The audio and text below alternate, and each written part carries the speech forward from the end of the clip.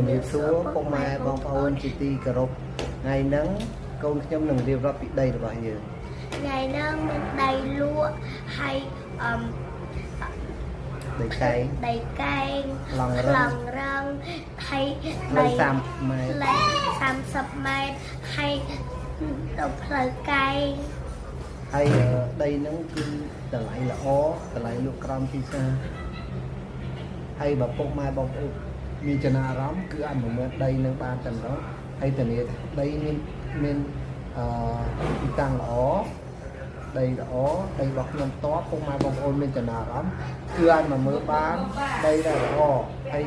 ពុកម៉ែបងប្អូនមានចំណារអារម្មណ៍អាចតំណែងខ្ញុំតាមលេខ Telegram បានដូចលេខ Telegram ខាងលើបើពុកម៉ែបងមានចំណារអារម្មណ៍អញ្ញើសូមជម្រាបលាសូមជម្រាបលាបាយបា